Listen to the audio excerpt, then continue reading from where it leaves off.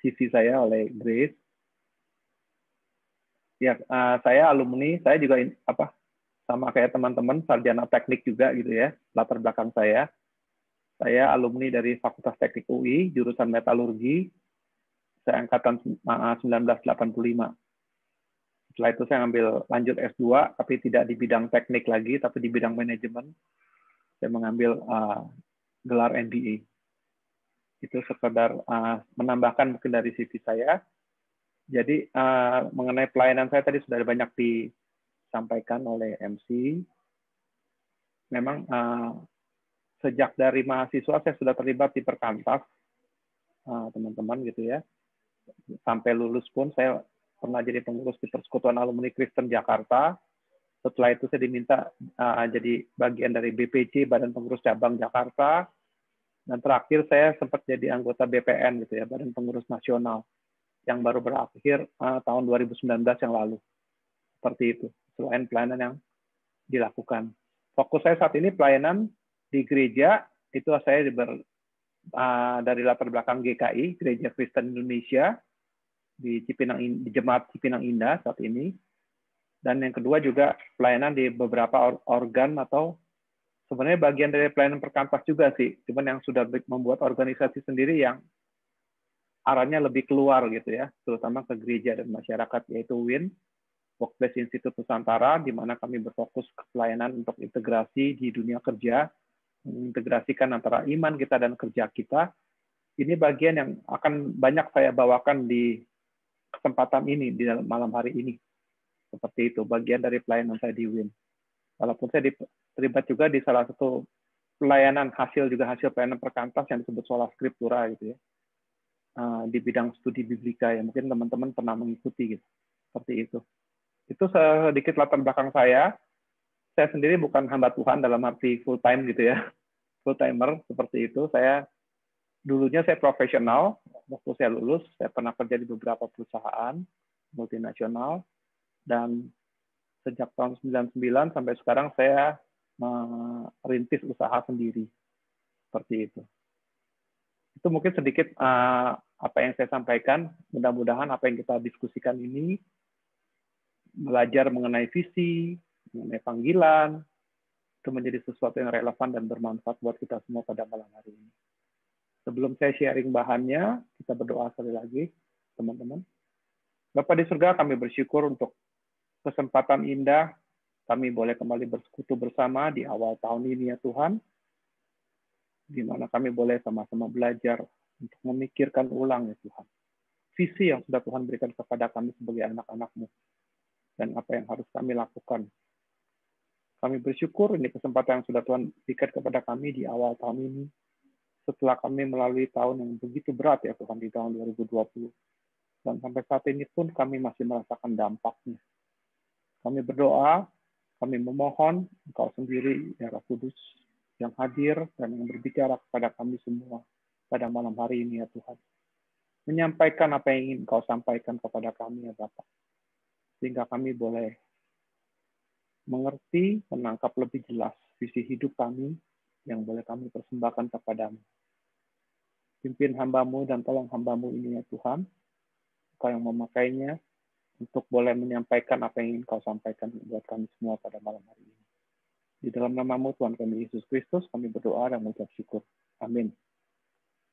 Oke, teman-teman, saya akan share screen ya.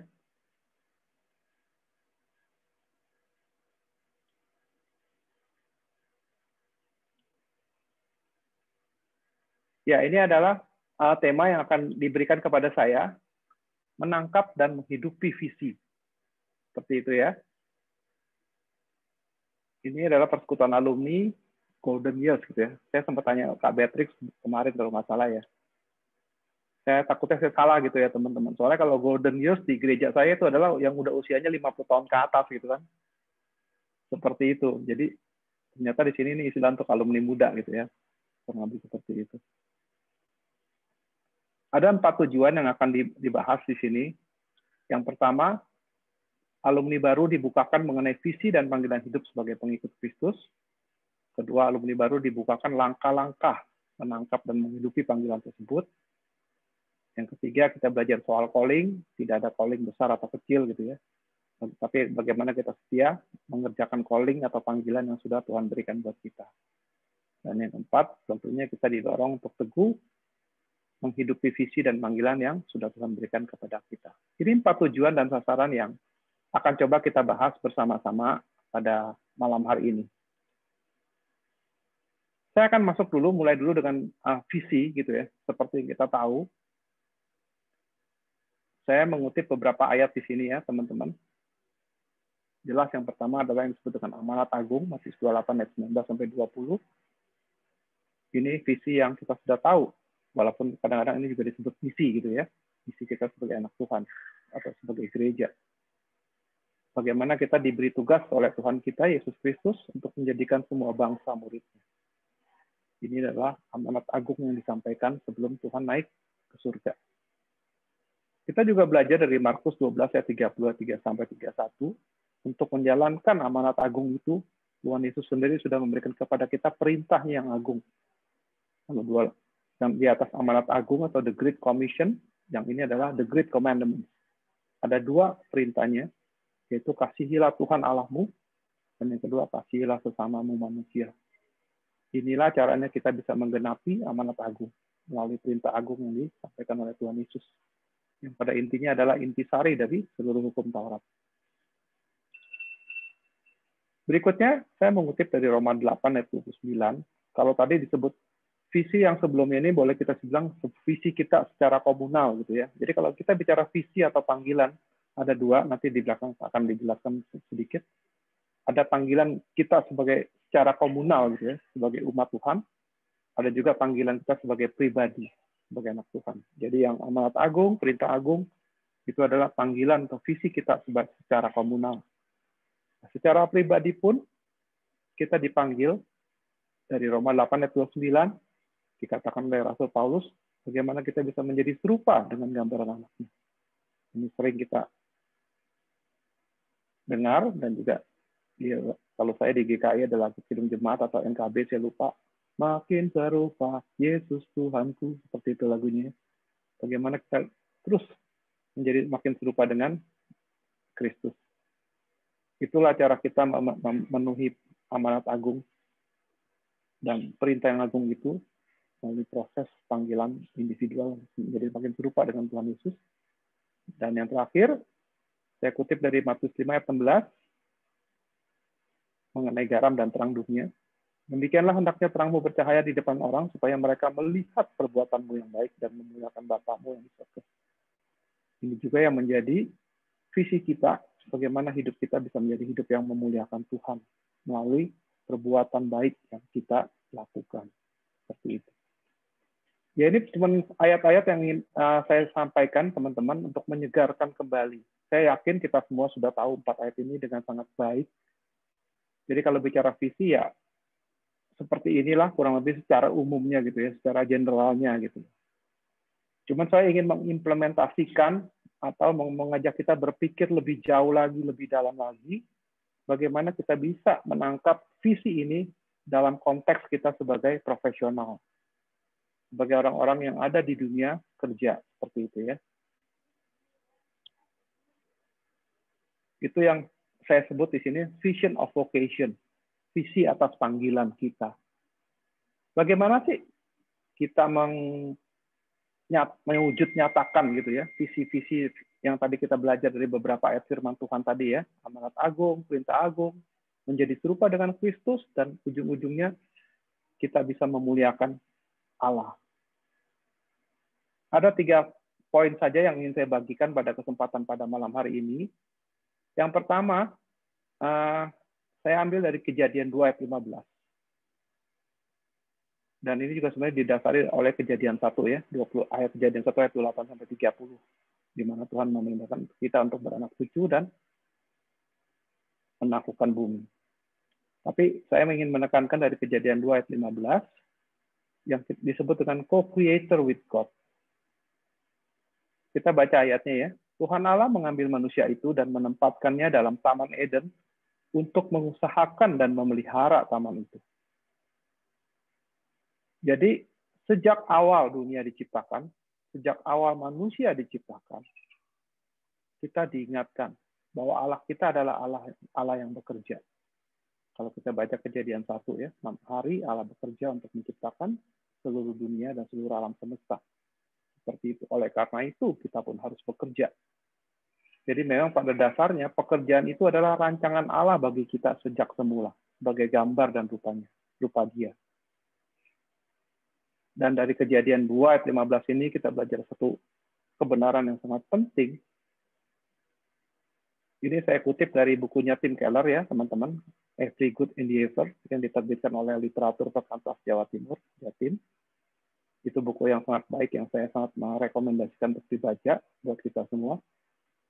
Tim Keller mengatakan seperti ini mengenai ayat ini. Allah tidak menugaskan kita sebagai penjaga taman, melainkan sebagai pengelola taman. Maksudnya apa, teman-teman? Kalau di Amerika, saya yakin di sini juga ada ya, namanya hutan-hutan lindung itu kan ada penjaganya atau yang disebut ranger, yang tugasnya mencegah jangan sampai terjadi pembalakan hutan gitu ya, atau penebangan liar dan sebagainya. Jadi tugas dia hanya menjaga supaya hutan yang sudah ada tidak dirusak. Tetapi bukan itu perintah Tuhan kepada Adam di dalam Kejadian 2:15. Tuhan sendiri yang menempatkan Adam dan Hawa di Taman Eden, dan ini perintah yang Tuhan berikan untuk mengusahakan dan memelihara. Jadi kita ini seperti tukang kebun ketimbang seperti tukang jaga gitu ya. Kita bukan jadi satpamnya Tuhan gitu. Kita ini jadi tukang kebunnya Tuhan. Diminta untuk mengelola, mengusahakan dan memelihara. Seperti itu. Atau istilah kerennya, kita ini co-creator loh. Kita ini bersama-sama menciptakan. Allah tidak menciptakan dunia ini secara sempurna dan tuntas. Dia yang memulainya, tetapi dia minta kita untuk meneruskannya. Itu sebabnya kita melihat kreativitas yang luar biasa di dalam segala bidang. Karena memang itu adalah bagian dari rancangan Tuhan buat kita. Jadi ini hal yang penting, sangat penting teman-teman. Jangan lupa, kita dipanggil untuk menjadi co-creator with God. Gitu ya. Itu yang pertama. Visi atas panggilan kita yang kedua adalah yang disebut dengan from garden to city. Ini beberapa ayat referensi. Saya tidak bacakan semua ya. Wahyu 20 ayat 9-27 bercerita mengenai Yerusalem baru. Kita akan baca di Amsal 11 ayat 2 ini. Ini juga yang menjadi visi dari salah satu pelayanan saya yang WIN itu ya, Workplace Institute Nusantara. Bila orang benar mujur, beria-rialah kota. Seperti itu. Jadi tugas kita lah sebagai orang-orang benar, atau kalau ini sangat dibahas cukup mendalam oleh Amy Sherman dalam bukunya Kingdom Calling, yang juga diterbitkan oleh Literatur Perkantas. Seperti itu ya. Tugas kita lah sebagai para sadikim, orang-orang benar ini bahasa aslinya sadikim sebetulnya dalam bahasa Ibrani, untuk mensejahterakan kota. Seperti itu. Bagaimana Adam yang memulai dari Taman Eden, karyanya kita teruskan sampai penggenapan di Wahyu. Seperti itu ya. Dari Taman Eden menjadi Yerusalem baru. From garden to city. Itu yang disebut dengan metanarasi Alkitab. Kita nggak punya waktu banyak untuk membahas ini lebih dalam gitu teman-teman ya. Tapi kalau kita baca Alkitab kita, ada 4 bagian utama ya. Creation, penciptaan, fall, kejatuhan dalam dosa.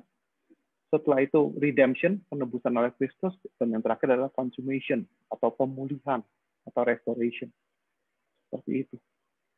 Ini tugas kita yang kedua. Dan itu lebih jelas lagi tertulis di Yeremia 29 ayat 7. Usahakanlah kesejahteraan kota kemana kamu aku buang. Dan berdoalah untuk kota itu kepada Tuhan, sebab kesejahteraannya adalah kesejahteraanmu. Ini perintah yang Tuhan berikan melalui Yeremia kepada bangsa Israel ketika mereka dibuang ke Babel. Bahkan di kota di mana mereka dibuang, kesejahteraan kota adalah tanggung jawab mereka. Seperti itu. Itu visi yang kedua. Yang ketiga, seperti tadi saya bilang di dalam metanarasi Alkitab kita, yang ujung-ujungnya adalah a new heaven and a new earth. Langit baru dan bumi baru. Itu ada di Wahyu 20 ayat 1-8, yang merupakan penggenapan dari Yesaya 65. Seperti itu ya. Saya cuma mengambil satu ayat aja dari sini, dari Matius 6 ayat 10. Datanglah kerajaanmu. jadilah kehendak-Mu di bumi seperti di surga. Kalau kita di GKI, tiap minggu kita melakukan doa ini gitu ya teman-teman, doa Bapa kami seperti itu. Jadi apa sih yang dimaksud di sini? Kerajaan Allah dimulai kini dan di sini, ketika kita menerima karya keselamatannya dan akan mengalami penyempurnaan pada saat kedatangannya yang kedua. Ini disebut dengan doktrin already and not yet. Kita tidak menantikan surga yang nanti gitu ya, yang terputus dari kehidupan kita sekarang. Sampai begitu kita menerima Kristus, saat itulah kerajaan Allah hadir, karena Kristus sudah memulainya di kedatangan yang pertama atau inkarnasinya, dan akan digenapi nanti pada kedatangan yang kedua. Ketika Kristus hadir di dunia, kerajaan Allah itu sudah hadir. Dan kitalah yang meneruskannya sebagai orang-orang yang sudah ditebus oleh Dia. Untuk mewujudkan kerajaan Allah itu di dalam dunia. Itu yang menjadi doa yang diajarkan Tuhan Yesus sendiri kepada kita. Thy kingdom come, thy will be done. Seperti itu ya, di bumi seperti di surga. Jadi ini ya, visi yang penting yang kita harus wujudkan teman-teman. Di dalam konteks visi general yang tadi kita sudah tahu gitu ya. Kita sudah belajar sejak mahasiswa. Jangan lupa kita adalah co-creator with God. Jangan lupa kita punya tugas, tanggung jawab untuk mensejahterakan kota atau dunia atau bangsa di mana kita berada. Dan jangan lupa kita punya tanggung jawab untuk menghadirkan kerajaan Allah di dunia. Mulai semua yang kita lakukan. Saya akan mengupas ini lebih dalam lagi teman-teman mengenai 3 visi ini yang disebut dengan bagaimana sih kita meneguhkan panggilan kita di dalam dunia kerja. Lebih spesifik, kita akan bicara lebih spesifik lagi mengenai panggilan kita di dalam dunia kerja. Saya akan men-sharingkan satu materi yang saya dapat waktu 2019 yang lalu. Beberapa dari kami dari WIN diundang ke Lausan Global Workplace Forum yang berlangsung di Manila 2019. Mana pada kesempatan itu saya ketemu dengan saudara Johan ya, yang sekarang jadi staf di Jogja. Ada satu artikel yang sangat bagus sekali yang ditulis oleh Andy Mills namanya. Beliau ini adalah seorang CEO gitu ya, sekaligus pemilik gitu ya dari suatu perusahaan keuangan yang berdomisili di New York, Amerika. Seperti itu. Jadi bicara affirming our call to the workplace, meneguhkan panggilan kita di dunia kerja. Beliau mengatakan seperti ini mengenai pekerjaan kita. Apa sih pekerjaan kita itu? Yang pertama, pekerjaan kita adalah suatu panggilan rohani, spiritual calling. Yang kedua, pekerjaan kita adalah suatu alat yang penting untuk mengasihi sesama kita. Masih ingat tadi perintah agung yang Tuhan Yesus sampaikannya? Kasihilah sesamamu. Justru melalui pekerjaan kita ini suatu alat yang penting kita bisa mengasihi sesama. Yang ketiga, pekerjaan kita adalah kontributor utama untuk pemenuhan pribadi kita. Mohon maaf Pak. Ya. Slide-nya belum terganti Pak. Macet. Oh gitu. Ya. Oh sorry. Sekarang udah? Sudah Pak. Terima kasih Pak. Oh oke. Makasih. Makasih Grace. Yaitu ketiga, yang keempat,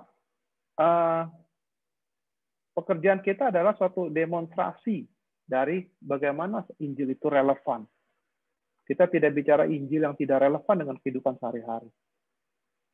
Di mana kita bisa melakukan itu di dalam pekerjaan kita. Yang keempat, pekerjaan kita adalah suatu panggilan yang sangat mulia, glorious calling. Nah, beliau terus menjabarkan kembali, ada beberapa tadi saya sudah sebutkan ya, yang masih ingat tadi definisi pekerjaan atau meneguhkan panggilan dalam dunia kerja. Yang pertama adalah pekerjaan kita adalah suatu panggilan rohani. Kenapa itu panggilan rohani? Disitulah kita dipanggil. Garden to City tadi ya, kalau masih ingat ya. Dipanggil untuk mengusahakan, mengelola, menjadi pengelola apa yang sudah Tuhan percayakan kepada kita di dalam dunia ini sampai terjadi kesejahteraan kota atau bangsa di mana kita ditempatkan. Kitalah orang-orang ditugaskan Tuhan untuk mengelola, untuk memiliki tanggung jawab untuk mensejahterakan dunia ini. Ini tugas yang sangat luar biasa. Itu yang disebut dengan mandat budaya, cultural mandate. Tadi Kejadian 2 ayat 5 kita sudah bahas bersama sebagai co-creator. Suatu jabatan yang sangat luar biasa. Kita menjadi pencipta bersama Allah. Itu sangat luar biasa ya. Bagaimana kita melakukan itu? Dengan karunia-karunia yang diberikan kepada kita, atau our giftedness. Dan kalau bicara calling, ini nanti akan dibahas di slide berikutnya ya. Itu adalah suatu paduan atau kombinasi dari kebutuhan yang ada, kebutuhan dunia yang ada, dengan karunia kita atau gifting kita dan juga passion kita. Itu sebenarnya disebutkan calling. Dan di sini juga ditegaskan karena pekerjaan kita adalah suatu panggilan rohani, nggak ada yang namanya warga kelas 2. Dalam arti seperti tadi dia sudah disampaikan di dalam tujuan dan sasaran, tidak ada panggilan yang terlalu mulia atau panggilan yang kurang mulia. Semua panggilan sama mulianya, apapun jenis pekerjaan. No second class citizens in the kingdom of God. Tidak ada warga kelas 2 di dalam kerajaan Allah. Yang kedua, pekerjaan kita adalah juga suatu sarana untuk mengasihi sama kita. Melalui pekerjaanlah kita bisa menghasilkan yang namanya produk dan jasa. Melalui produk dan jasa itu kita bisa menjadi berkat bagi orang lain. Itu yang menambah kesejahteraan umat manusia. Dan kita menjadi orang-orang yang produktif seperti itu. Itulah artinya pekerjaan kita menjadi alat yang penting untuk mengasihi sesama.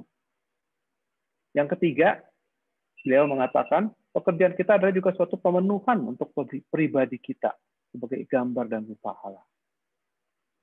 Memang kondisi pekerjaan sekarang itu kalau kita lihat di dunia pendulumnya dari utilitarianism sampai idolatry. Maksudnya apa?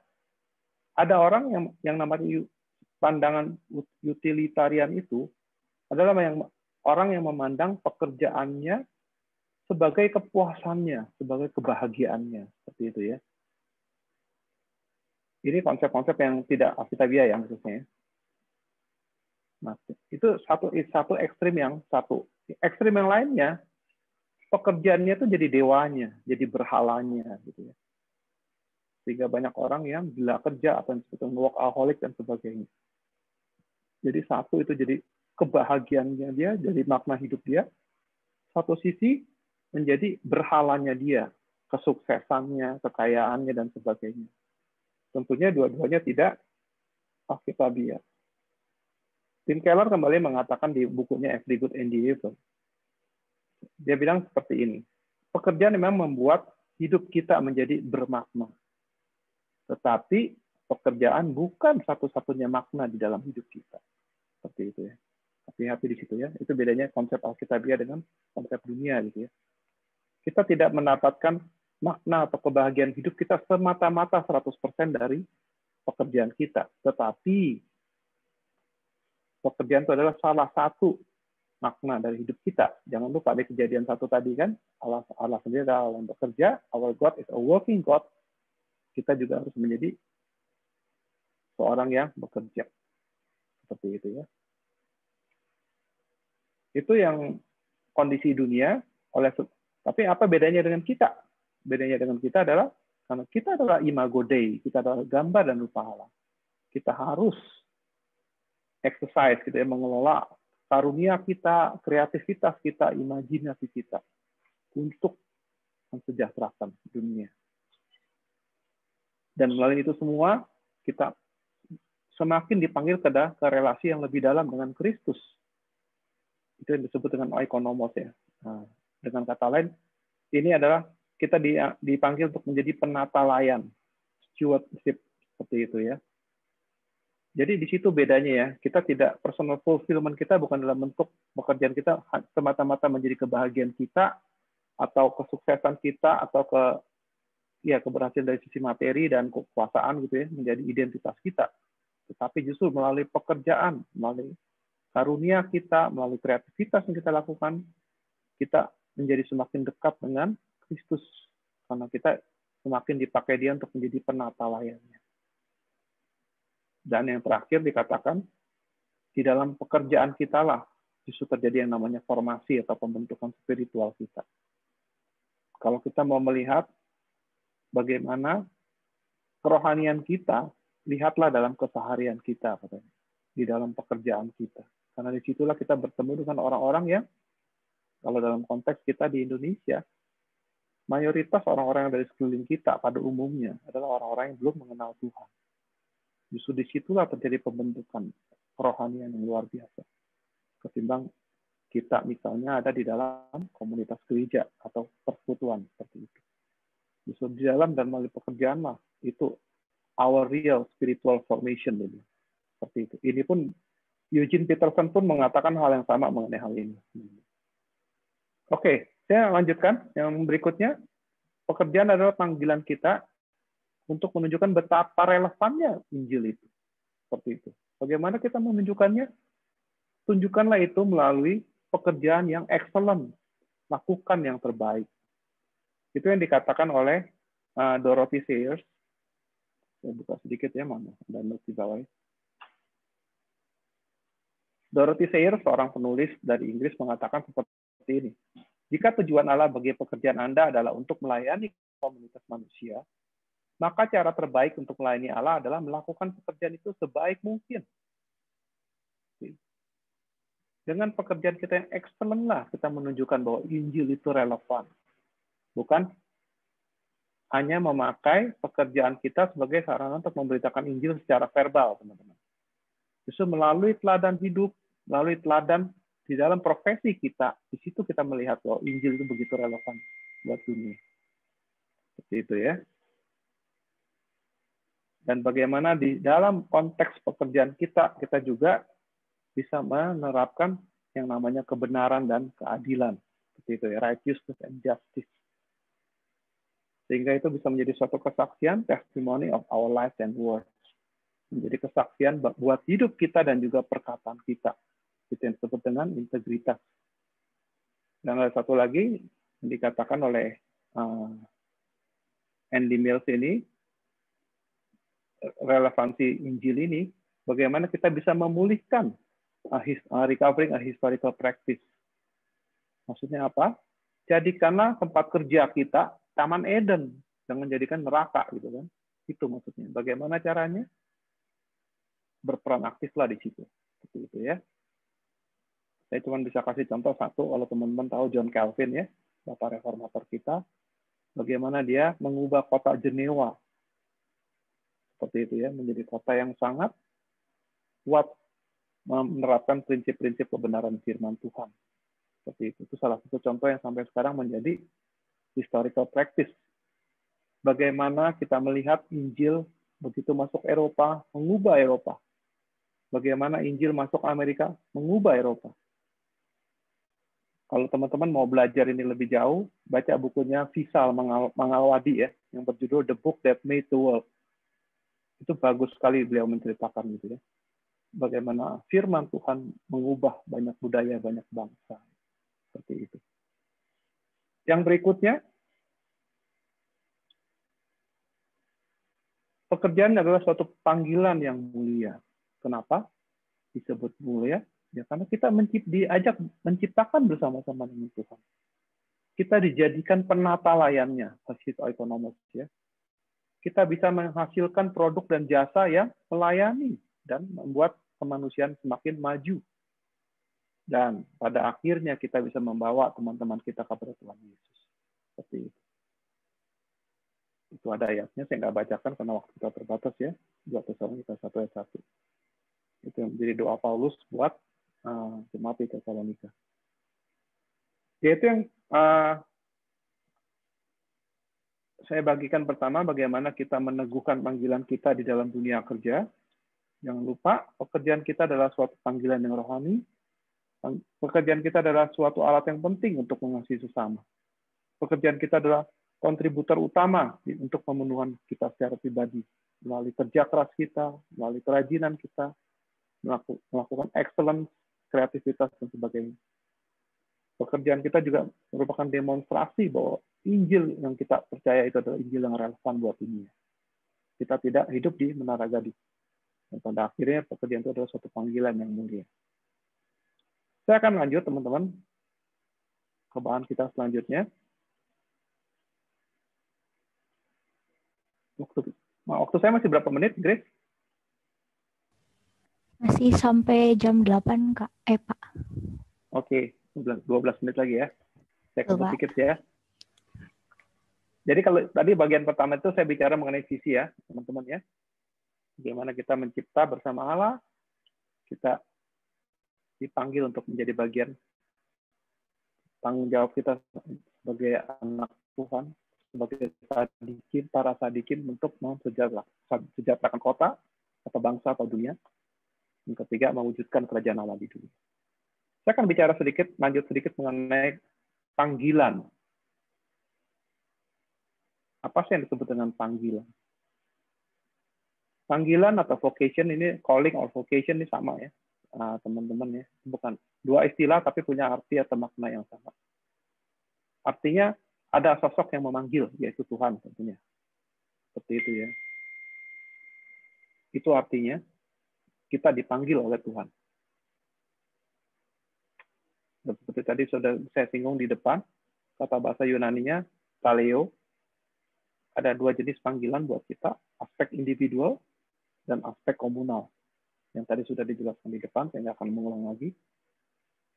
Dan sebagai gereja pun, itu memakai kata ekklesia, bahasa Inggrisnya. Kita ini sebenarnya adalah pada dasarnya orang-orang yang dipanggil keluar. Seperti itu ya. Dipanggil oleh siapa? Oleh Tuhan. Untuk memberitakan kabar baik kepada dunia. Baik secara individual maupun secara komunal. Ini saya lewatin aja. Ada 3 jenis panggilan Allah buat kita, teman-teman. Ini saya ambil dari bukunya Gordon Smith, judulnya Courage and Calling. Buku ini juga sudah diterjemahkan oleh Perkantas. Teman-teman juga bisa membacanya. Ini buku juga yang sangat baik kalau teman-teman mau mendalami mengenai calling atau panggilan. Ada 3 jenis panggilan Allah. Panggilan yang pertama disebut dengan panggilan umum untuk menjadi murid Kristus. Itu yang disebut dengan general calling. 1 Petrus 2 ayat 9 yang tadi sudah dikutip ya. Ya kan, yang telah memanggil kamu keluar dari kegelapan kepada terang ajaib. Seperti itu, dan selanjutnya. Eklesia. Itulah gereja. Kita dipanggil untuk menjadi murid Kristus. Menjadi orang-orang yang menerima Dia sebagai Tuhan dan Juru Selamat kita. Menjadi Tuhan, menjadi Raja atas hidup kita. Itu artinya menjadi murid Kristus. Itu yang disebut dengan panggilan umum. Yang kedua adalah panggilan khusus untuk setiap individu. Ini yang disebut dengan specific calling. Kita semua pasti dipanggil untuk menjadi murid Kristus. Tapi dalam panggilan yang umum itu, ada juga panggilan yang spesifik buat kita masing-masing. Seperti itu, yang berbeda-beda satu dengan yang lainnya. Itu yang disebut dengan specific calling. Tapi panggilan khusus ini pun ada 2 macam, teman-teman. Ada yang disebut special call, ada yang disebut dengan normal call. Ada orang-orang yang punya panggilan yang sangat spesial, gitu ya. Contohnya Abraham, itu jelas sekali gitu kan, Tuhan bicara sama dia. Musa, Paulus, dan sebagainya gitu ya. Ini 3 tokoh yang sangat jelas sekali gitu loh, panggilan spesial, akan disebut special calling. Tapi mayoritas kita itu hidup di dalam panggilan yang disebut dengan normal call, panggilan spesifik kita ini gitu ya. Seperti itu. Jadi kalau istilah general calling itu istilah lainnya, kalau teman-teman baca bukunya Of Guinness, The Call, itu beliau memakai istilah primary calling gitu ya. Yang pertama itu. By the Lord, to the Lord, for the Lord. Jadi panggilan umum ini bukan berarti hanya belajar doktrin, tapi menghidupi jalannya dan menolong orang lain untuk menjadi murid Kristus. Seperti itu.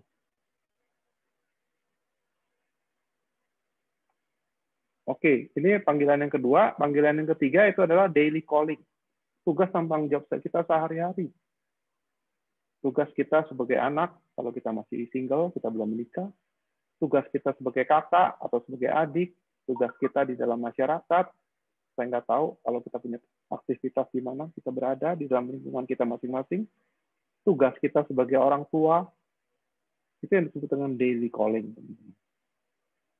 Kita pasti semua punya konteks keseharian kita. Jadi ini 3 jenis panggilan. General calling, panggilan umum.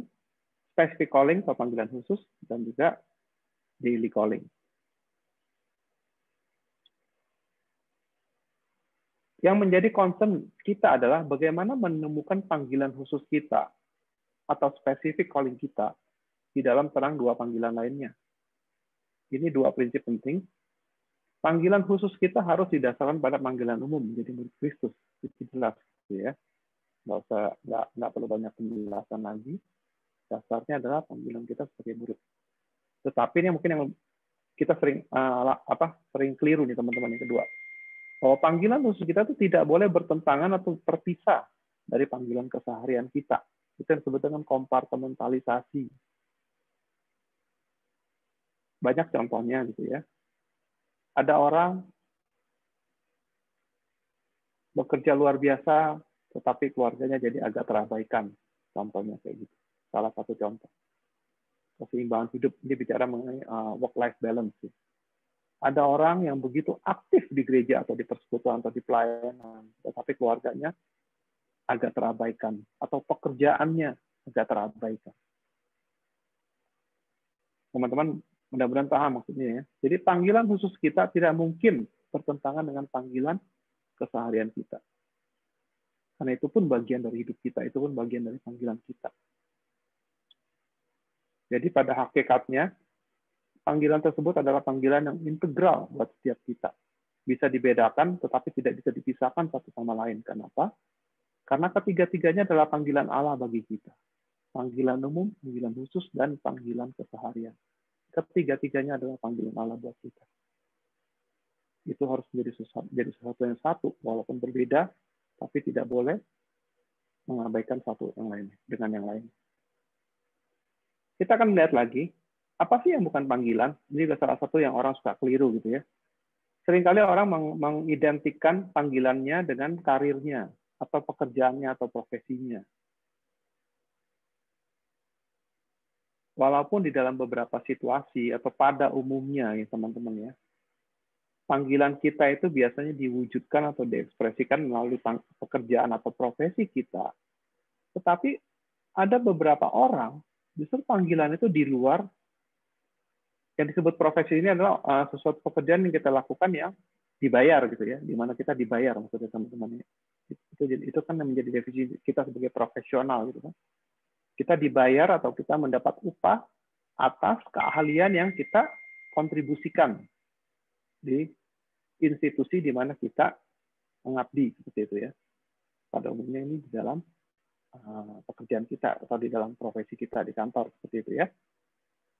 Tapi ada juga loh, occupation atau vocation atau panggilan itu yang di luar occupation loh. Contohnya siapa teman-teman? Ibu rumah tangga. Ibu rumah tangga itu panggilan loh, itu vocation loh. Seperti itu. Itu panggilan yang sangat mulia. Nggak kalah mulianya dengan seorang profesional yang bekerja di kantor. Itu contohnya. Atau ada juga contoh lain, seorang atlet yang berprestasi, ini mungkin masih kasus di negara kita atau negara-negara berkembang ya. Tentu ini akan jadi konteks yang berbeda di negara maju ya. Seorang atlet yang berprestasi, cuman dia kan nggak mungkin hidup dari dari prestasinya atau profesinya sebagai atlet kalau kita di Indonesia gitu ya. Kalau teman-teman lo masih ingat atlet bulu tangkis yang ngetop menjadi juara dunia atau juara Asian Games dan sebagainya, tapi juga dikasih pekerjaan biasanya di BUMN seperti itu ya, untuk memenuhi nafkahnya dia. Seperti itu. Jadi vocation-nya adalah atletnya itu, atau calling-nya dia. Tapi profesinya dia, mungkin dia kerja di bank, lu kan ada yang kerja di bank mandiri, sehingga saya kayak gitu-gitu ya. Itu bukan vocation-nya dia. Seperti itu ya, itu contoh-contoh ya. Bahwa calling atau vocation belum tentu sama dengan occupation atau karir kita. Seperti itu. Atau juga seniman dan sebagainya. Itu yang kita mesti hati-hati gitu ya. Kita akan lanjut. Ini yang dikatakan oleh Steve Harvey. Your career is what you are paid for. Your calling is what you are made for. Karir kita adalah, karirmu adalah apa yang kamu dibayar untuk itu. Tapi panggilanmu adalah di mana kamu diciptakan oleh Tuhan untuk itu. Dan definisi calling atau vocation yang terbaik sampai saat ini, teman-teman, yang ini juga banyak dikutip oleh para ahli, termasuk Gordon Smith ya contohnya, adalah ini teman-teman. Tempat di mana alam memanggil Anda adalah tempat di mana sukacita terdalam Anda dan kelaparan terbesar dunia bertemu. Ini adalah suatu konsep yang diperkenalkan oleh Frederick Buechner. Jadi sukacita yang terdalam bertemu dengan kelaparan terbesar di dunia. Itulah yang disebut dengan calling. Kalau digambarkan secara diagram seperti ini. Listen to your heart's joy. Dengarkan atau kenali panggilan sukacita terdalammu. Di sini ada passion, di sini ada karunia, dan sebagainya. Nanti kita akan lihat di slide berikutnya. Tapi itu harus bertemu dengan apa yang menjadi kebutuhan terbesar dunia. Gabungan dari dua itu, itulah. Ketika kita mengambil passion kita masuk ke dalam kebutuhan itu, itulah our calling. Inilah definisi calling dalam arti panggilan yang spesifik itu ya, yang tadi kita bicara di depan. Saya akan lewatkan ini ya. Ini banyak hal-hal praktis yang bisa kita lakukan untuk mengenalinya. Waktu kita nggak banyak, udah habis, udah tinggal 1 menit lagi. Nah, bagaimana kita bisa mengenali panggilan kita? Rumusnya ada 2, teman-teman. Yang pertama, kenali dirimu. Yang kedua, jadilah dirimu sendiri. Seperti itu ya. Bagaimana kita bisa mengenali diri kita? Satu catatan penting di sini, masih ingat tadi mengenai specific calling itu ada 2 macam, special calling dan normal calling. Seringkali orang mengharapkan panggilan khusus ini secara spesial, seperti Abraham, seperti Musa, seperti Paulus. Tapi Gordon Smith mengingatkan, jangan mengharapkan pengalaman dramatis atau burning bush experience. Tuhan bisa memanggil kita secara spesial seperti Abraham, Musa, dan Paulus. Tapi pada umumnya orang Kristen tidak mengalami hal ini. Seperti itu. Ini yang kita harus hati-hati. Oleh karena itu dia menyarankan, while it is certainly possible that we might have such an experience, walaupun mungkin aja kita punya panggilan spesial gitu ya, seperti Musa, tetapi itu tidak menggantikan usaha kita secara rajin dan secara persisten gitu ya, dengan tekun untuk mencari siapa diri kita, mengenali siapa diri kita. It will take time, it will require humility. Sangat butuh waktu, sangat butuh kerendahan hati. Tetapi itu adalah waktu yang memang nggak sia-sia. Dan kerendahan hati adalah suatu komponen yang sangat penting yang harus kita miliki kalau kita mau mengenali panggilan spesifik kita. Nah, ini 4 langkah praktisnya, teman-teman. Daftarkan karunia-karunia dan kecakapan-kecakapan saya. Saya bagus di mana sih? Karunia saya, talenta saya. Terus kedua, profil kepribadian saya seperti apa? Sekarang banyak ya, tools-tools ya, mengenai profil kepribadian ya, ada DISC dan sebagainya gitu ya. Terus yang ketiga, jangan lupa dengan kondisi latar belakang kita, suku, budaya, keluarga, pendidikan, dan sebagainya. Dan yang keempat, selain karunia dan kecakapan, juga catat hal-hal yang dimana kita gagal, kita kecewa, kita mengalami kemunduran, dan sebagainya. 4 hal inilah yang bisa membantu kita untuk menemukan panggilan kita. Setelah, ini hal kedua yang penting, teman-teman, pentingnya komunitas. Memang pengenalan diri itu dimulai dari evaluasi diri atau solitude melalui 4 pertanyaan sebelumnya. Tetapi pengenalan diri ini juga harus diuji di dalam komunitas. Jangan lupa, komunitas sangat penting buat kita. Orang-orang yang di sekeliling kita, yang bisa kita percaya, yang bisa membantu kita menemukan calling kita. Itu sebabnya kelompok kecil sangat penting buat kita dalam hal ini. Jadi pengenalan diri yang terbaik ada dalam komunitas, karena kadang-kadang kita tertipu oleh hal-hal yang kita anggap baik. Hal-hal yang kita anggap baik belum tentu itu panggilan kita. Ada satu contoh cerita dari Henry Nouwen. Teman-teman pasti kenal Henry Nouwen ya, seorang pastor Katolik yang sangat terkenal, yang banyak menulis buku dan juga dia adalah pengajar yang sangat luar biasa di beberapa universitas terkenal di Amerika. Beliau pernah mau menjadi misionaris di Amerika Selatan, seperti itu. Tapi ternyata beliau menemui kegagalan di sana. Seperti itu ya. Dan ini adalah salah satu kata yang sangat bagus. Henry Nouwen, dia bilang seperti ini, I could do more for the South in the North than in the South, and my ability to speak and write was more useful among university students than among the poor. It became quite clear to me that idealism, good intention, and a desire to serve the poor do not make up a vocation. Ini yang dikatakan oleh Henry Nouwen sendiri setelah dia gagal menjadi misionaris di Amerika Selatan. Saya bisa melakukan lebih banyak untuk Amerika Selatan ketika saya ada di Amerika Utara, karena dia kan tinggal di Amerika Utara ya, ketimbang saya tinggal di Amerika Selatan. Dan kemampuan saya untuk berbicara, mengajar maksudnya, dan menulis jauh lebih berguna daripada saya jadi misionaris di kalangan orang miskin seperti itu. Itu yang pertama, kenali dirimu. Yang kedua, jadilah dirimu. Ya, be true to who you are. Kita sudah diajar mengenali keempat hal tadi: ability, talent, desire, passion kita, the brokenness of the world, melihat juga kebutuhan dunia, bagaimana Tuhan membentuk personality kita atau kepribadian kita di dalam berbagai konteks latar belakang Tuhan, di mana Tuhan menempatkan kita di dalam konteks suku, budaya, keluarga, pendidikan, dan sebagainya. Kalau ini ada 7 basic vocational orientation gitu ya, dari Roma 12 ayat 6 sampai 8. Semacam penggolongan aja nih teman-teman untuk membantu sebenarnya ya.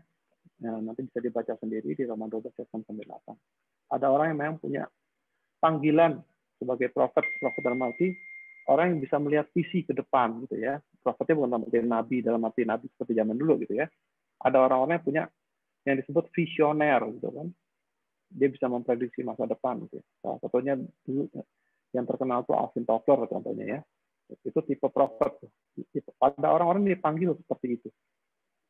Orang-orang seperti itu mungkin bisa jadi ekonom misalnya kan. Nah, bisa seperti itu ya, yang bisa memprediksi kondisi makro ke depan dan sebagainya. Ada orang-orang yang memang punya orientasi panggilan sebagai pelayan. Ini orang yang sangat aktif, sangat enjoy gitu ya, melakukan berbagai macam aktivitas gitu ya. Bisa melakukan multitasking istilahnya. Ada orang-orang yang punya panggilan sebagai pengajar, teacher ya. Seperti contohnya tadi Henry Nouwen gitu ya. Ada orang yang punya panggilan sebagai encourager-nya biasanya motivator gitu ya. Orang yang dipanggil jadi motivator gitu ya. Ada juga orang yang sebagai giver, orang-orang yang disebut filantropis misalnya. Dan melalui kekayaannya, melalui apa yang dia miliki, dia sangat bermurah hati. Ada orang yang dipanggil sebagai pemimpin, mercy doer, orang-orang yang mungkin bekerja di LSM, dan sebagainya gitu ya. Bisa juga di berbagai bidang profesi. Itu yang kita mesti identifikasi diri kita ada di mana. Saya nggak akan bicara ini kali ya, waktunya sudah saya mau lihatkan satu ini aja. Sebenarnya panggilan itu sendiri adalah suatu transisi ya teman-teman ya. Itu yang disebut dengan transisi usia ya. Saya mungkin menekankan ini aja.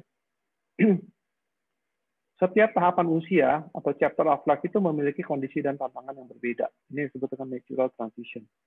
Saya nggak bicara transisi yang lainnya.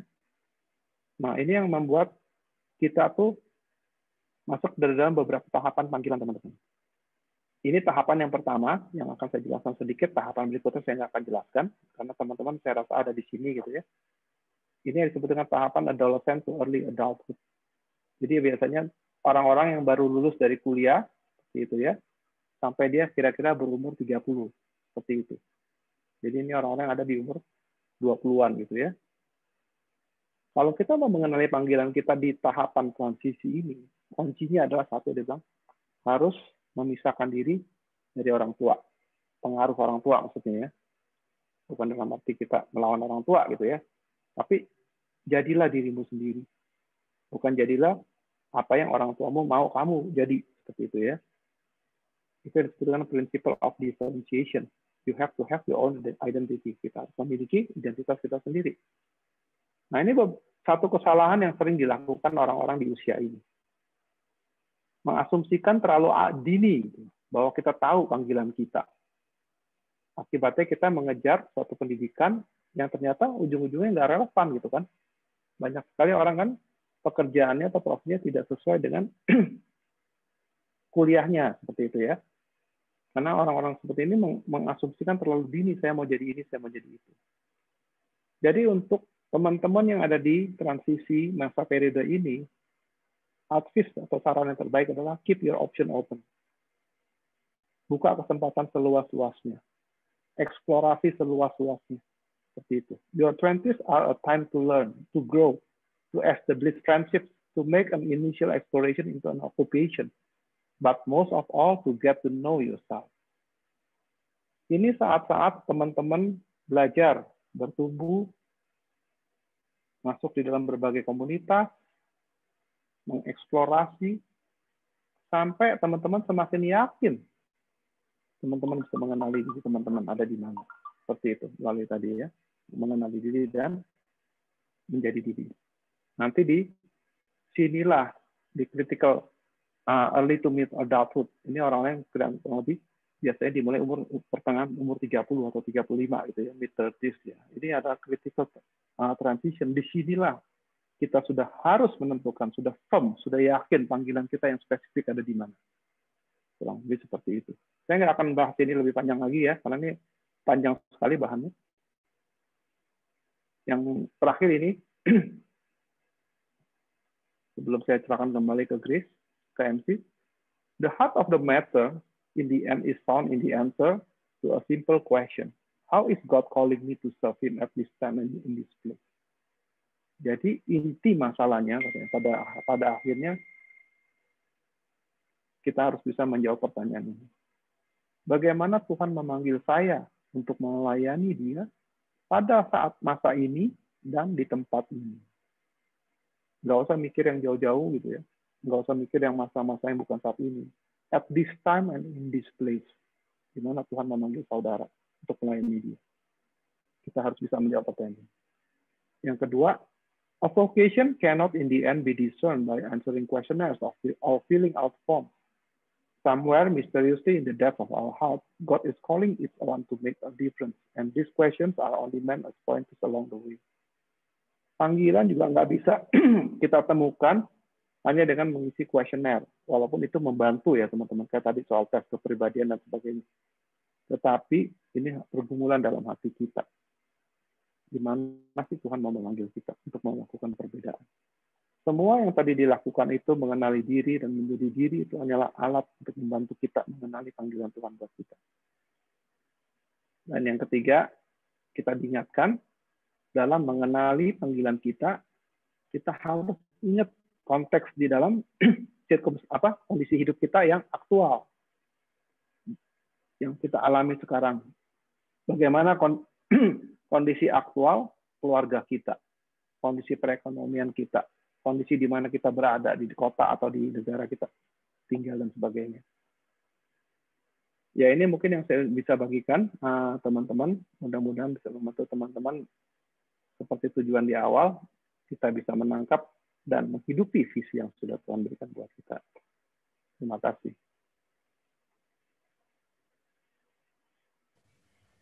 Baik, terima kasih Pak Yosafat untuk sharingnya yang sangat, pemaparannya yang sangat lengkap. Mungkin dari abang dan kakak sekalian, ada pertanyaan atau komentar yang bisa dibagikan di chat atau langsung open mic aja.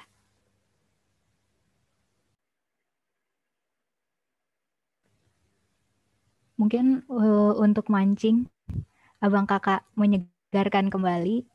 Tadi Pak Yosafat menyebutkan ya Pak ya, kalau panggilan itu ternyata nggak cuma satu.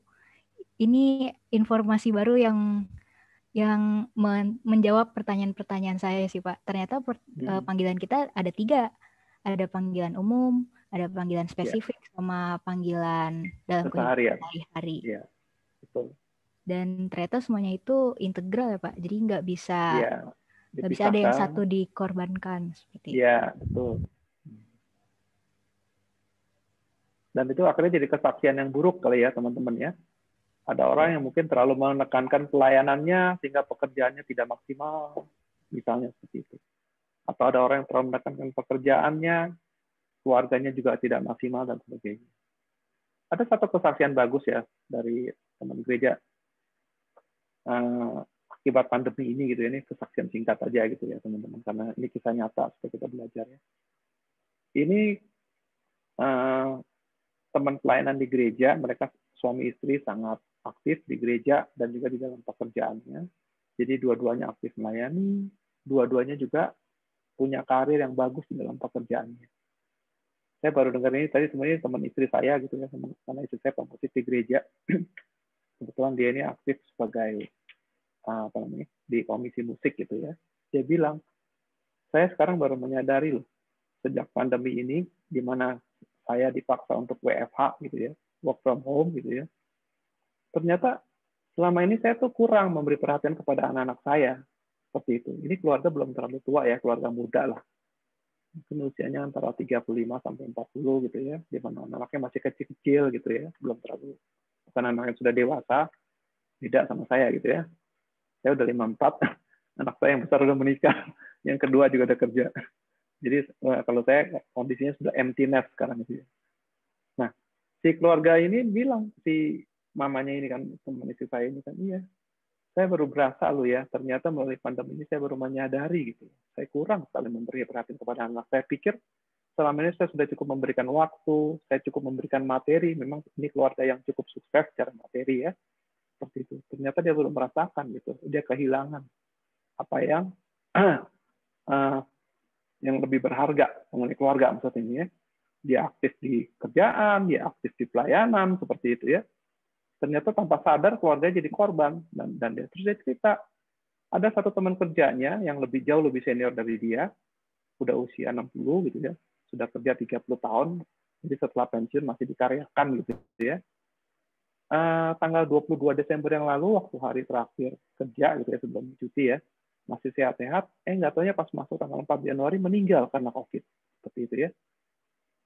Ini dia cerita sendiri ini ke istri saya. Terus dan saya kaget. Ya memang waktu dia meninggal, apa namanya itu, ya kita semua turut berduka cita, turut menyatakan simpati dan sebagainya gitu-gitu ya. Tapi ya setelah itu ya udah biasa-biasa aja dia bilang. Kita semua kembali ke back to normal gitu di dalam kantor saya, di dalam pekerjaan saya dia bilang.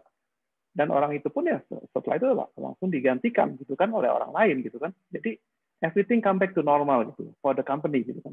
Untuk kantor, untuk perusahaan saya gitu ya. Tapi saya nggak kebayang gitu ya. Gimana? Jadi dengan katanya dia mau ngomong gini, saya baru berasa ya begitu. Dia berefleksi untuk dirinya atas rekan kerja yang lebih yang meninggal itu kan.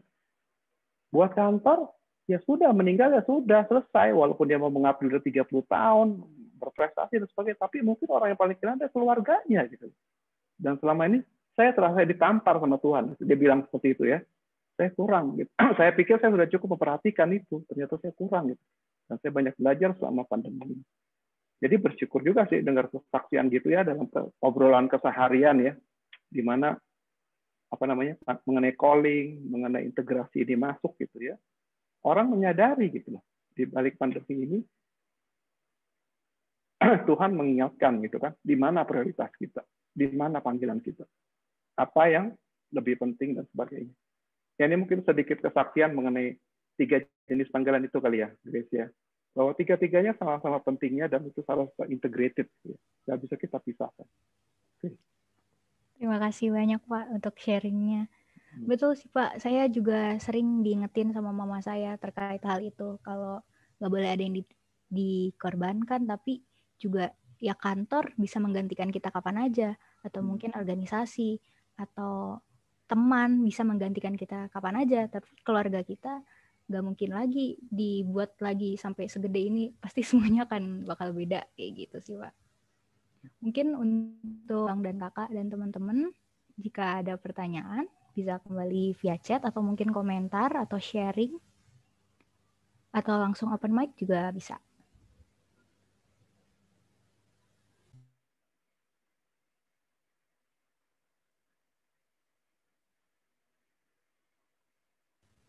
Oke, jika mungkin untuk memancing kembali nih Pak, kan kalau saya kan baru lulus tahun kemarin nih Pak. Nah tadi kan ada membahas soal menemukan di usia 20-an ya Pak. Kalau golden years ini kalau nggak salah kan dari 2012 berarti sampai 2016. Berarti mungkin semuanya masih 20 awal nih Pak. Mungkin kalau kita mencarinya itu lebih baik saat bekerja atau malah sebelum bekerja, Pak? Mencari panggilannya ini. Terima kasih, Pak.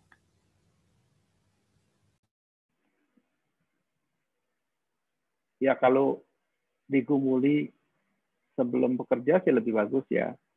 Cuman mungkin inti yang tadi disampaikan adalah jangan terlalu cepat mengambil kesimpulan seperti itu. Karena itu adalah masa-masa kalian ini masa-masa eksplorasi seperti itu. Masa-masa kalian belajar, masa-masa kalian bertumbuh. Seperti dulu pengalaman saya baru mulai kerja gitu ya, setelah lulus gitu ya. Jangan terlalu pede intinya gitu sih, gitu bahasa gampangnya. Jangan terlalu pede, wah ini panggilan saya. Ya kecuali memang kita yakin benar gitu kan. Setelah kita gumulkan dan kita uji dalam komunitas, seperti saya sampaikan ya, komunitas itu bisa teman-teman kelompok kecil, teman-teman persekutuan, teman-teman di gereja dan sebagainya. Tentunya lingkungan yang kita percaya gitu ya, lingkungan anak Tuhan, dan juga termasuk keluarga kita juga loh. Jangan lupa dengerin juga gitu ya. Seperti itu. Dan juga bahkan komunitas itu bisa juga komunitas bukan dalam arti komunitas rohani, spiritual ya. Seperti itu ya. Yang orang-orang yang bisa melihat minimal dia bisa mengatakan dengan jujur kepada kita, lu tuh kelebihan lu tuh di sini gitu loh. Kekurangan lu tuh di sini, kelemahan lu di sini gitu. Kurang lebih kayak gitu. Seperti itu. Jadi ya apa namanya? Kalau ditanya sebelum lulus atau sesudah lulus, itu tiap orang individual sih kalau menurut saya ya. Tidak ada rumus baku gitu. Dan memang Alkitab juga nggak mengajarkan yang baku. Saya sangat terkesan sekali sebenarnya dengan Matius 25. Ini saya kembalikan sedikit ke firman Tuhan kali ya. Supaya kita punya dasarnya nih. Masih ingat kan perumpamaan talenta ya? Pasti Ingat, tahu lah Pak. ya. Ingat. Namanya alumni terkantas, nggak mungkin nggak tahu ya. Ya kan?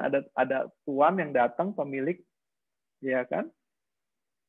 Seorang dikasih 5 talenta, seorang dikasih 2 talenta, seorang dikasih 1 talenta. Tuan hanya menginstruksikan apa? Kamu aku kasih nih talenta kan? Usahakanlah semaksimal kamu kan? Itu aja perintahnya kan? Diajarin nggak cara bagaimananya mereka mengembangkan? Nggak diajarin kan? Tahu setelah sekian lama gitu ya, kita nggak tahu juga berapa lama. Tuannya datang balik kan? Ayo lapor gitu kan? Mana hasilmu gitu kan? Yang 5 lapor 5, yang 2 lapor 5, yang 1 kita tahu lah ya. Nggak menghasilkan apa-apa. Jadi intinya mau kita belajar di sini kalau mengenai calling atau panggilan apa? Alkitab atau firman Tuhan nggak pernah kasih instruksi yang spesifik, yang baku bagaimana kita menemukan panggilan kita. Jadi kita harus mengeksplorasinya di dalam apa? Kedekatan di dalam persekutuan kita dengan Tuhan. Yang pasti apa? Yang pasti 2. 1, kita pasti dikasih talenta. Nggak mungkin dari kita yang nggak punya talenta. Itu yang pasti. Tiap kita pasti dikasih karunia. Itu yang disebutkan giftedness tadi kalau masih ingat ya. Tiap kita punya, diciptakan Tuhan dengan profil kepribadian yang sudah Tuhan desain buat kita. Seperti itu. Kalau masih ingat soal kepribadian kan. Tiap kita Tuhan tempatkan di dalam konteks keseharian yang ada. Baik itu keluarga, entah dalam suku ini, entah bangsa ini, entah dalam latar belakang sosial atau ekonomi seperti ini. Itu semua tuh nggak mungkin Tuhan nggak desain. Seperti itu. Dan tiap kita pasti punya keterbatasan atau limitation gitu. Seperti itu. Nggak mungkin kita ini jadi Superman kan, semuanya hebat dalam segala hal. Seperti itu. Jadi semuanya itu ada di dalam rancangan Tuhan buat kita. Itu yang disebut dengan talenta tadi. Seperti itu. Nah, tugas kita lah mengelola itu semua seperti 2 orang pertama itu, yang 5 bisa 5, yang 2 bisa 2. Dia bisa kelola sedemikian rupa sehingga karena ada kepastian yang kedua kan. Si tuannya pasti datang minta tanggung jawab. Kita pun juga nanti gitu kan. Ketika kita dipanggil, entah kita yang meninggal duluan atau Tuhan Yesus datang dulu, kita nggak tahu ya. Seperti itu ya. Tapi yang pasti apa? Semua kita akan diminta tanggung jawab. Kenapa? Kita sudah didesain seperti tadi sama Tuhan. Dan desain itu adalah berkaitan dengan panggilan yang akan Tuhan berikan kepada kita yang harus kita temukan. Seperti itu. Jadi di satu sisi kesimpulannya jangan kita membakukan.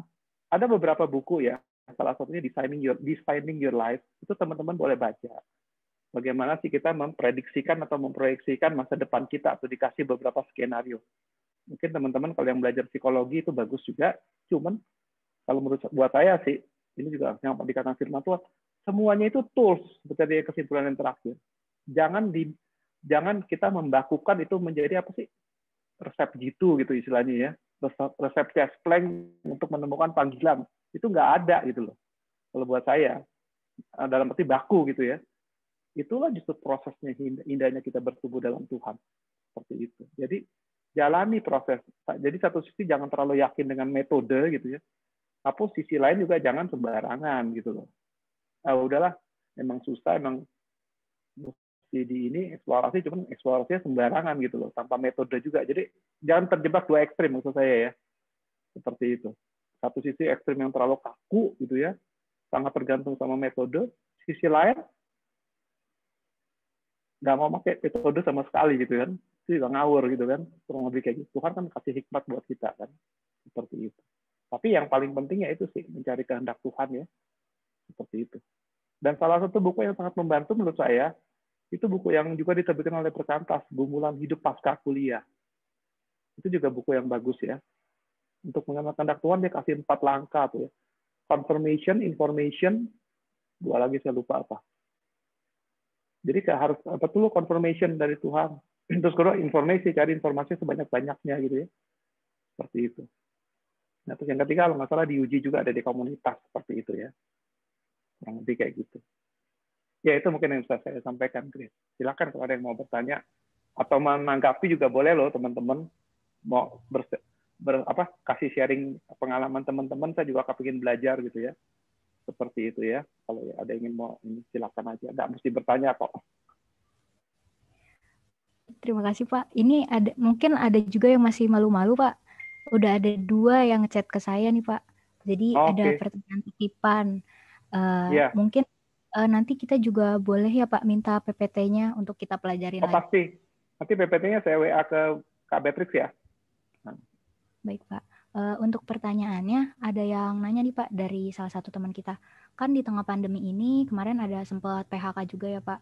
Tapi di saat ada banyak banget PHK juga atau pembatalan padahal udah kontrak tapi belum sempat kerja juga ada ya Pak kemarin kejadiannya.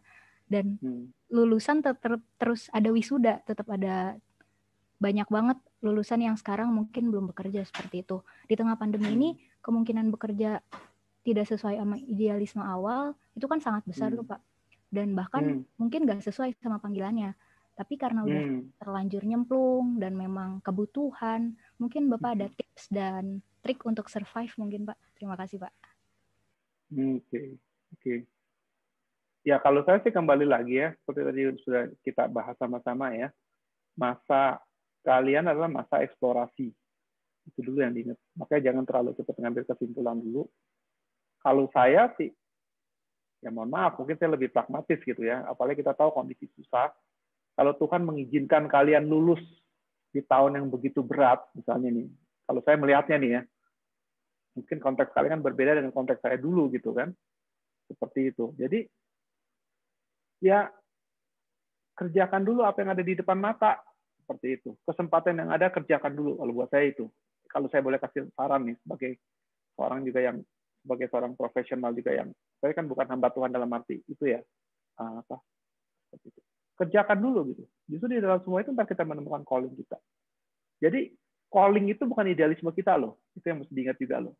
Wah saya kepingin jadi ini, makanya tadi kan dibilang jangan terlalu cepat ngambil kesimpulan itu. Belum tentu idealisme itu adalah calling kita. Seperti pengalaman si Henry Nouwen tadi kan, belum tentu yang namanya good intention, niat baik, wah saya kepingin deh jadi misionaris. Itu saya gumulin loh, Grace. Waktu saya habis lulus, karena dulu mungkin saking aktifnya saya di pelayanan kali ya, saya pikir apa waktu sebelum saya lulus, saya mau jadi hamba Tuhan loh. Apalagi waktu itu kalau teman-teman masih, tapi teman-teman zaman saya ya waktu itu ya, itu namanya Pak Stephen Tong tuh sangat aktif membuat stick seminar pembinaan iman Kristen. Berkali-kali kalau tahu sendiri kan kalau ikut seminarnya Pak Tong, tantangan terus, di calling terus ke jadi hamba Tuhan. Itu konteks saya dulu gitu ya. Sampai waktu saya mau lulus, saya menggumuli itu loh. Dan benar-benar saya menjadi hamba Tuhan saat itu. Sampai akhirnya saya ketemu Ibu Pendeta Dorothy Marks, mungkin teman-teman yang muda belum nggak terlalu kenal ya, tapi kalau teman-teman yang udah cukup senior pasti tahu siapa beliau. Beliau yang saya waktu dalam pergumulan saya sangat sulit itu, di mana saya kepingin sekali jadi hamba Tuhan, tapi saya masih bimbang gitu ya. Apalagi latar belakang keluarga saya waktu itu, saya lahir dari latar belakang keluarga yang ekonominya kurang gitu ya. Seperti itu. Dan saya sebagai anak laki-laki pertama, tertua, sangat diharapkan setelah saya lulus kuliah, dan saya adalah saya punya 4 saudara gitu ya, ada 2 kakak perempuan, saya anak ketiga, cowok, adik saya cowok juga. Kakak saya dua-dua cuma lulusan SMA, seperti itu. Nah, saya yang udah kuliah, saya kuliah di UI. Jadi orang tua saya sangat-sangat berharap saya cepat kerja, bisa membantu orang tua gitu kan. Tapi saya malah kepengen jadi hamba Tuhan gitu kan. Itu buat saya pergumulan sangat berat dalam konteks saya saat itu. Saya banyak, kalau nurutin kata hati saya, kalau nurutin idealisme saya udah mau tinggalin semuanya itu. Dalam arti saya mau jadi hamba Tuhan gitu ya. Tapi nggak tahu gimana, untungnya Tuhan memimpin saya sampai saya bisa konseling dengan Ibu Pendeta Dorothy Max. Beliau sangat tegas ngomong sama saya. Kamu harus masuk profesi ini. Kita sudah cukup hamba Tuhan, saat itu beliau ngomong gitu ya. Kita perlu orang-orang yang berjuang di dunia kerja. Itu yang beliau sampaikan ke saya waktu itu. Langsung itu meneduhkan hati saya gitu, membuat saya yakin gitu ya. Seperti itu. Terus bukan dalam arti saya masuk dunia kerja enak-enak gitu, enggak, banyak sekali lah pergumulan. Mungkin saya nggak bisa cerita di sini gitu ya. Saya jatuh bangunnya kayak apa gitu dalam dunia kerja itu ya. Seperti itu. Jadi ya kembali kalau mau saya tekankan, ambil kesempatan yang Tuhan buka sekarang. Masih ingat kan tadi pertanyaan tadi kan? Apa yang Tuhan mau buat kita lakukan saat ini dan di tempat ini. Kita ada hidup di tengah-tengah pandemi. Kesempatan apa yang Tuhan buka buat teman-teman dalam konteks teman-teman? Saya nggak tahu. Karena kita semua pasti berbeda kan? Seperti itu. Ya tentu, tetap dalam koordinat kita minta pimpinan Tuhan gitu ya. Dan juga dukungan dari teman-teman iman kita gitu ya. Tapi jangan mengandalkan idealisme, maksud saya itu loh. Itu juga mungkin pengalaman saya gitu ya. Ambil dulu, kerjakan dulu. Pada saatnya Tuhan pasti akan memimpin. Tapi juga jangan keenakan gitu ya. Tiba-tiba ngambil kesempatan, misalnya saya nggak tahu, namanya godaan iblis kan ada aja ya. Tiba-tiba sukses secara materi gitu kan. Malah mau lari kayak Yunus gitu kan. Seperti itu gitu ya. Ya mungkin itu yang bisa saya sampaikan, Grace. Terima kasih Pak Yosafat untuk kesaksiannya. Dan untuk kakak abang yang masih mau sharing, bisa juga via chat langsung, seperti ada yang sudah bertanya lagi nih Pak. Mohon dijelaskan mengenai peran komunitas dan KTB dalam kita menghubungkan panggilan kita. Bagaimana sebagai komunitas kita menciptakan atmosfer yang mendukung teman-teman untuk menggaungkan visinya. Terima kasih Pak. Ya peran komunitas itu, ini komunitas yang sehat tentunya ya, maksud saya ya. Ya membantu kita seperti tadi, seperti saya sampaikan, menguji keinginan kita. Itu maunya saya atau maunya Tuhan gitu kan? Seperti itu. Seperti tadi saya contohkan yang pengalaman pribadi saya gitu kan. Ini maunya saya atau maunya Tuhan saya jadi hamba Tuhan gitu kan?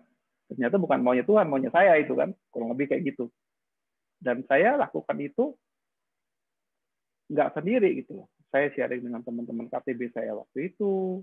Saya sharing juga dengan calon istri saya waktu itu karena kita belum nikah ya. Seperti itu. Saya melihatlah, jujur ngomong calon istri saya sih keberatan gitu. Orang tua saya jelas keberatan seperti itu. Itu yang maksud saya komunitas ya. Seperti itu. Ya, tadi saya udah cerita kan, dengan background saya seperti itu, saya tiba-tiba jadi hamba Tuhan. Ya syok lah orang tua saya kan. Seperti itu. Nah, terus saya sharing ke teman-teman KTB juga bingung terus terang kan. Seperti itu. Ya, sampai akhirnya saya ketemu dengan Ibu Dorothy gitu ya. Seperti itu. Jadi ya itulah pentingnya komunitas kalau menurut saya, justru melalui itu semua Tuhan memimpin seperti itu ya. Jadi saya nggak bicara ini kasus saya ya, tapi ya teman-teman yang mohon maaf ya, jangan disalah mengertikan juga, mohon maaf juga mungkin buat teman-teman yang hamba Tuhan misalnya, bukan berarti itu panggilan hamba Tuhan jadi kurang mulia, enggak gitu ya. Kalau Tuhan memanggil pasti sangat jelas, apalagi panggilan hamba Tuhan. Saya percaya itu. Tuhan nggak akan memanggil orang sembarangan, apalagi kalau jadi hamba Tuhan full time gitu ya. Itu pasti special calling akan ada itu. Seperti itu. Kasus saya berbeda seperti itu. Ada kasus adik kelas saya, dia juga sekarang jadi staf perkantas di Jakarta. Saya nggak sebut namanya lah yang nggak enak. Sama-sama alumni teknik UI, sama-sama dia jurusan mesin, saya metalurgi ya. Seperti itu. Jalan hidup dia sama saya berbeda. Saya menggumuli hamba Tuhan, Tapi nggak jadi gitu kan. Kalau dia terbalik, dia kerja dulu, terus jadi hamba Tuhan gitu kan. Seperti itu. Jadi ini menarik juga sih kisahnya ya, karena kebetulan dia satu gereja sama saya gitu ya. Nggak apa-apa ya saya cerita dikit ya, supaya jadi kisah nyata gitu ya, ketimbang saya bicara teori ya. Baik, Pak. Nggak, saya cuma ingin membalance saja nih, jangan sampai teman-teman terpengaruh oleh kesaksian saya gitu ya. Saya yakin tiap orang punya panggilan khususnya masing-masing berbeda. Saya cuma mau cerita ini untuk membalance teman-teman nih. Saya kebetulan punya niat atau idealisme jadi hamba Tuhan, cuma ternyata nggak dipanggil ke situ gitu ya. Dan saya sangat mensyukuri itu. Sekarang saya bisa melihat kenapa Tuhan memanggil saya di profesi gitu. Setelah saya juga masuk dalam pelayanan WIN gitu ya, untuk menolong membantu teman-teman seperti ini gitu. Bahwa kita punya panggilan yang sangat mulia gitu di dunia kerja seperti itu ya. Seperti tadi banyak bahan yang saya bagikan. Tapi kalau adik kelas saya ini beda. Dia mulanya setelah lulus kerja dulu dia juga di perusahaan besar di UMN seperti itu ya. Dia kerja 2 tahun 3 tahun tiba-tiba dia dapat panggilan jadi hamba Tuhan gitu ya. Punya kerinduan, dia juga aktif di Perkantas di Jakarta, nggak tahu kenapa dia tergerak jadi staff, dan hubungan pun berat sama kayak saya. Dia berasal dari latar belakang keluarga yang juga kurang mampu secara ekonomi gitu ya. Kebetulan juga orang tuanya dekat sama saya di gereja gitu ya. Orang tuanya tuh sampai curhat nangis-nangis sama saya gitu ya, minta tolong saya. Ya saya sharing juga sama anak ya, kebetulan dia di kelas saya kan. Tapi saya juga nggak menggurui dia gitu ya, seperti itu. Tapi saya mendampingi dia dalam proses pengambilan keputusannya, tapi tetap ujung-ujungnya dia ngambil keputusan jadi hamba Tuhan, jadi staf Perkantas gitu. Dan itu bukan keputusan yang salah gitu. Sampai sekarang saya lihat hasilnya, buahnya. Dan bagaimana Tuhan juga mempersiapkan orang tuanya, termasuk juga kondisi ekonomi orang tuanya Tuhan rubah. Itu luar biasa bicara Tuhan. Jadi menurut saya bukan soal hasil akhirnya ya teman-teman ya, soal jadi hamba Tuhan atau jadi profesionalnya, bukan itu loh. Tapi proses panggilan Tuhan tuh mau kita jadi apa sih, itu yang penting yang kita harus kenali. Dan kalau Tuhan sudah memanggil kita ke situ, dia pasti memperlengkapi segala yang kita butuhkan. Itu aja mungkin yang bisa saya bagikan. Jadi kembali lagi komunitas, kayak itu kan, kayak adik kelas saya ini, ibunya lah bisa sharing ke saya, seperti itu ya. Itu kan karena komunitas kan. Ini pertanyaan yang saya menjawab pertanyaan soal komunitas ini ya. Jadi jangan jadi Superman, kalau intinya gitulah. Jangan Superman jadi bergumul sendiri, susah sendiri, mutusin sendiri. Jangan-jangan tuh maunya kita gitu, bukan maunya Tuhan gitu ya. Kurang lebih kayak gitu. Terima kasih. Oke, terima kasih Pak Yosafat. Ini juga ada nih dari Bang Rio, katanya ada quote yang menarik. Tidak semua pekerjaan yang berguna bisa dikatakan sebagai panggilan Allah. Panggilan itu nggak salah-salahan, bukan asal berguna dan berdampak dah pasti panggilan, tapi kembali harus dikaji lagi dan dibuktikan kebenarannya. Nah, mungkin Pak Yosafat dapat menanggapi. Oke, ya terima kasih untuk Rio ya. Ya benar, maksudnya berguna tuh tadi itu ya. Jadi bukan panggilan kita tidak ditentukan oleh good intention kita itu, atau kemauan niat baik kita gitu ya, kalau saya terjemahkannya. Seperti tadi saya contohkan, saya kepingin jadi hamba Tuhan gitu ya. Itu kan niat baik kan, mulia kan. Jarang-jarang orang mau jadi hamba Tuhan gitu kan. Tapi ternyata nggak seperti itu maunya Tuhan gitu kan. Seperti itu. Karena memang Tuhan tidak mendesain saya untuk itu gitu. Kurang lebih seperti itu. Jadi ya harus digumulkan apapun juga, kembali lagi dia, apapun juga. Ini yang mungkin sekarang kalau anak-anak apa zaman-zaman kalian ini itu disebut passion kali ya. Hati-hati dengan passion, intinya itu. Walaupun passion itu, although the passion is looking good gitu ya, and looking spiritual gitu. Bahkan kadang-kadang looking spiritual itu. Kelihatannya rohani gitu passion kita ya, kita bisa alami. Tetap harus diuji. Itu aja maksud saya. Tetap harus diuji, dan kalau kalian mau explore silakan. Seperti tadi Henry Rowan explore kan, dia sempat loh jadi misionaris. Saya lupa di Honduras atau di Peru gitu negaranya. Dan dia gagal. Diketawain dia sama teman-teman, bukan diketawain dalam arti diejek ya, tapi diingetin, kamu nggak cocok gitu loh jadi misionaris gitu loh. Seperti itu. Dan dia udah nyoba, itu bukan dia nggak nyoba loh. Jadi bukan segala sesuatu yang kelihatannya baik, bermanfaat itu panggilan kita loh. Seperti itu. Bisa juga itu kan baik menurut kita kan, tapi belum tentu baik menurut Tuhan, sesuai dengan desainnya dia buat kita. Itu sebabnya harus diuji di komunitas. Seperti itu. Tetapi, apa yang mau saya katakan di sini, di sisi yang lain, jangan takut mengeksplorasi. kalau memang salah Tuhan pasti betulin kita kok. Kalau saya sih percaya itu ya, teman-teman ya. Juga jangan takut melangkah, maksud saya itu loh. Bisa nggak saya salah melangkah waktu itu? Bisa aja, kalau menurut saya loh ya. Tapi selama kita ada di dalam persekutuan dengan Tuhan, selama kita hidup di dalam komunitas orang-orang percaya, saya yakin Tuhan akan memimpin kita. Nggak mungkin dia akan biarin kita hidup di luar panggilan kita. Kecuali kita ini keras kepala, itu kan. Itu lain urusan. Seperti itu kan. Itu tuh urusan yang 1 talenta itu gitu kan. Bukan yang 2 talenta atau 5 talenta gitu kan. Itu lain lagi masalahnya gitu. Saya yakin kok dalam jatuh bangun itu Tuhan memproses kita. Kalau saya sih percaya itu. Gitu. Jadi jangan mengharapkan everything is smooth gitu. Semuanya mulus, lancar, jelas. Nggak mungkin. Saya pribadi nggak ngalamin itu gitu. Saya pun jatuh bangun gitu ya. Seperti itu. Oke, makasih. Oke, baik. Terima kasih Pak Yosafat untuk sharingnya. Mungkin karena kita punya keterbatasan waktu juga, kalau abang kakak teman-teman sekalian yang masih ingin kasih tanggapan atau mungkin pertanyaan, nanti bisa dilanjutkan setelah kita tutup atau nanti by Japri ya. Nanti akan disampaikan oleh Kak Beatrix. Seperti itu. Mungkin untuk kembali merangkum, jadi apa yang sudah Kak Yosafat sampaikan, kalau panggilan kita itu nggak cuma panggilan satu, tapi panggilan umum kita dari Tuhan, yang tadi dari 4 visi itu, ada panggilan juga khusus, dan juga ada panggilan untuk kita sebagai anggota keluarga dalam kehidupan kita, dan ketiganya itu harus integral dijalankan. Juga kalau panggilan itu belum tentu sama pekerjaan kita yang mendapatkan uang, kita nggak selalu dapat uang dari panggilan kita, tapi malah bisa jadi dari panggilan kita, dari pekerjaan kita malah bisa melaksanakan panggilan kita seperti itu.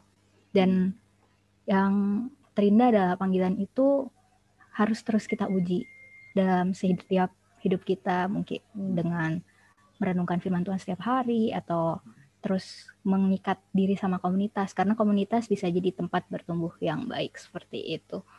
Mungkin untuk menutup renungan kita malam hari ini, kita angkat satu pujian, Pekerja Kristus yang Mulia. Kemudian dengan kasih, kami minta Kak Ling untuk berdoa penutup. Apakah ada Kak Ling?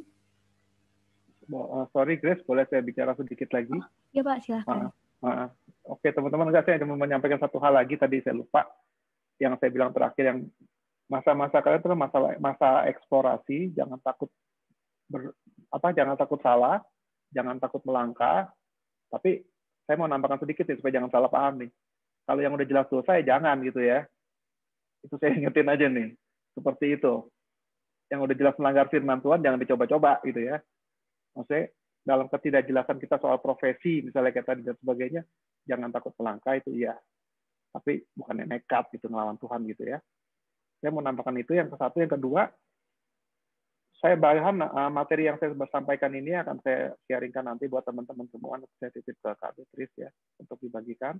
Terus kalau teman-teman perlu sharing, perlu diskusi lebih lanjut, saya pribadi maupun kami di WIN, kami terbuka untuk itu, seperti itu ya, karena kita juga punya program mentoring khususnya untuk bantu teman-teman yang ada di dunia profesi gitu ya, untuk membantu teman-teman berjalan bersama itu. Kita bukan ngajar merasa kita lebih pinter atau lebih baik, itu enggak. Tapi minimum teman-teman punya teman berjalan bersama lah, intinya seperti itu. Kalau bahasanya GKI, sunhodos gitu ya. Teman-teman yang ada di GKI tahu itu gitu, berjalan bersama-sama gitu. Seperti bagaimana Tuhan Yesus berjalan di yang dengan 2 muridnya itu ya, seperti itu. Jadi kita terbuka untuk itu buat teman-teman, silakan aja. Kontak saya ada di Kak Beatrix, bisa ditanyakan ke beliau atau juga ke teman-teman WIN yang lain, kita welcome gitu. Dan saya juga sangat merekomendasikan teman-teman ikutin webinarnya WIN. Kita banyak memberi pembekalan seperti ini lebih detail dan lebih banyak di webinar WIN. Di tahun ini kita sudah komit sekali sebulan gitu ya, ada webinar. Nanti akan saya sampaikan juga infonya ke Kak Beatrix, dari Kak Beatrix itu buat biar teman-teman bisa ikut gitu ya.